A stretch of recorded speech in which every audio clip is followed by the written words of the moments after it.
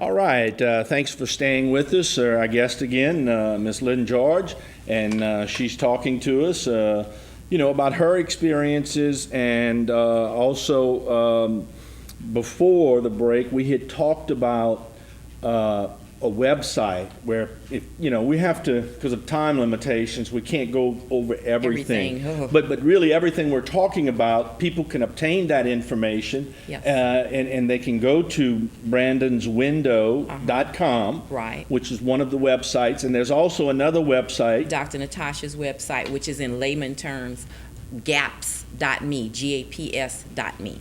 Okay, very good. So we want people to know that all of this information is available, because we're going to go through it and certainly try to tell people that this is a method that they can go through and certainly help their family. Right. And what I want to do, if Sure. they have a clip, the one of Brandon saying the dog, and then it's one showing 8 months later the improvement. But we were excited when he just said dog because he was nonverbal for almost 6 years. So that was like tremendous and exciting to us. But if they can show that clip where they can see the difference. Okay, good. I think we have it ready right now. Ask Brandon any questions. Ask him a question. Brandon, who's this? Dog. What's his name? Dog. What's the dog's name? D-O-G. I know that's how you spell it. But what? What's his name? What's your dog's name? Foo? Do dog. Foo? Nana, get you started. Look at Nana. Fuji. Say Fuji. No mouth. Rub foods. Come on, foods. Rub 'em. Dog. Good job. Now I want to set up this clip. This is 8 months later, and Brandon got on this website on the computer called Pinky Dinky Doo, and he started teaching himself these words. And the reason why I knew, because he would use it, he'll say like, Nana, y'all making a lot of hullabaloo, and I'm going like, what is that? He says a lot of noise and excitement. So I have this clip set up to where you can actually hear him. So if they can show And this, of course, is like when you say 8 months after. You talk about 8 months after the gaps died during the natural treatment, the detoxing, and people can do this at home themselves, and it's okay. Good. Let's take a look. Brandon has been using other words in context, so that's how we know that he knows how to say other words. Brandon, what does terrify mean? Terrifying. Really scary. Give me the cup. Let me show you. What does terrify mean? Really scary. What does panic mean? Feeling out of control. Feeling like you're out of control? What does ridiculous mean? Somebody really silly. Really silly? What does hideous mean? Really gross. Really, really gross? What was another word? Yeah, hullabaloo. A lot of noise inside. A lot of noise and excitement. What's Spanish for book bag? Mochila. What's Spanish for telephone? Meliguna. What's Spanish for computer? Computador. Computador. What is Spanish for water? Agua. Agua. Brandon is teaching himself on the computer to do all of these things. Good job, Brandon. Thank you. Bye. Wave bye to the camera. Night and day. and then that was only I think he was 11 months after, so he was like 6 going on 7. Right. So he's 9 now. I couldn't show the footage because I have the videos are too long, so I just wanted to show some snippets, just show some semblance of exactly what's going on. Well, it's a clear indication, and of course this whole concept that Dr. Natasha has actually studied and learned, it's all based on what a lot of people know but don't realize. The body has an incredible ability to really heal itself. Mother Nature, she says, God, it heals itself. And this is what she wants you to do, get back on track to healing yourself. Okay, and I think maybe she talks about it, I think we have a video. Right, and we have another video where she's going to talk about it even more. Okay. So they're going to roll that. Thank you. We live in a world of huge amounts of nutritional information. We are bombarded with new diet or new approach or new scientific study here and there and everywhere. On TV, in mainstream media, and not so mainstream media, everywhere.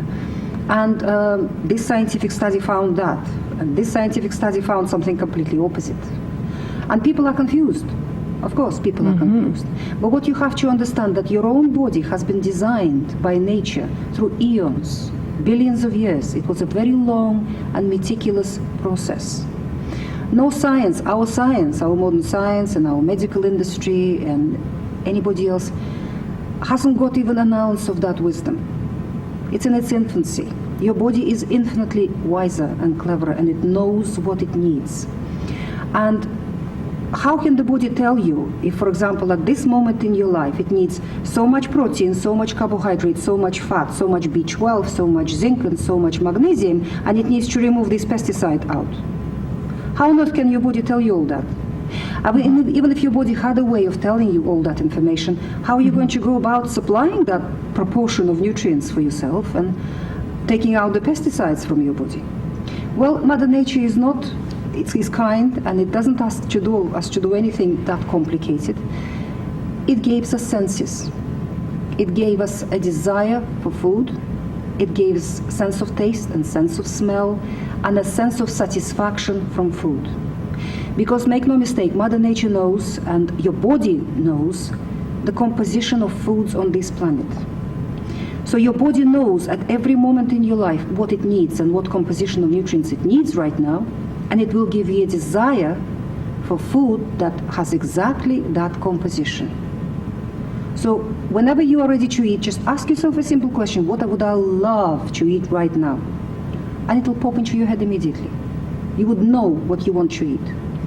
And despite the fact that government might tell you that this is unhealthy, or some scientific study is telling you this is not good for you, or some other scientific study might be telling you that this is wonderful for you, your body knows better. If it gives you a desire for that particular food at that moment, eat it. But before eating it, smell it first, taste it first. It would smell divine to you and it will taste divine, because that's what your body wants. And when you've eaten it, you will have a satisfaction, because your body will say, I got what I wanted.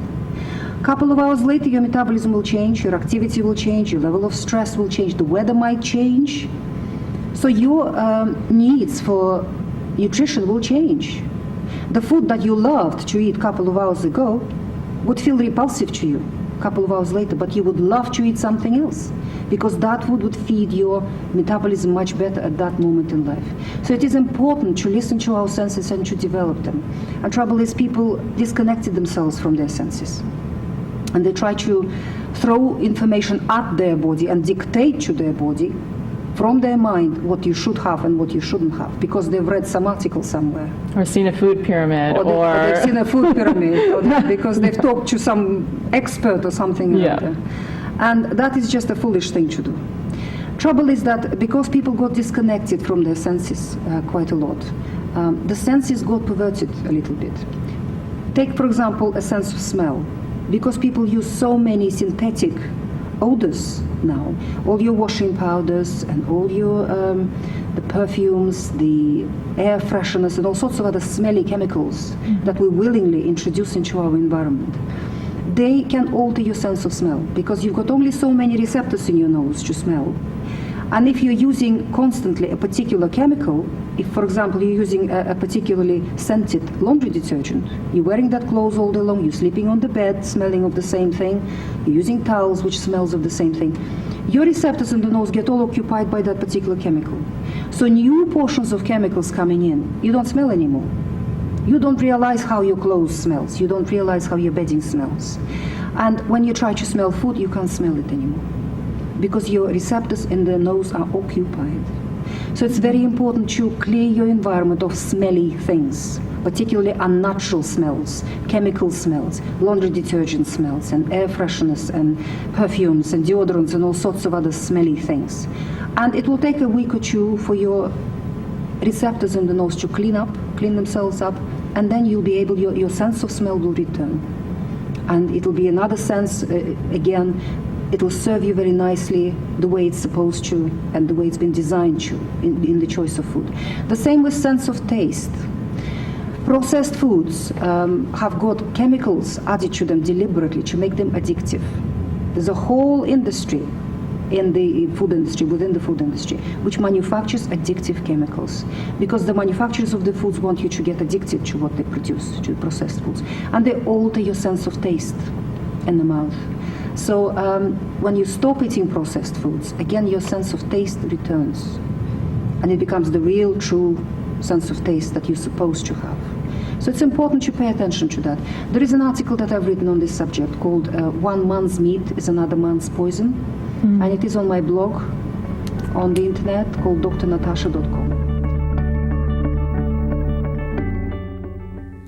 Again, some great information. They're telling me, though, that we need to take a break. Okay. And then what we'll do is we're going to come back. We're going to continue our discussion with Lynne, and we're going to share some more information with you, to share it with you, obviously, so that you can get some more information, and we'll give you those websites again. So don't go away. We'll be right back.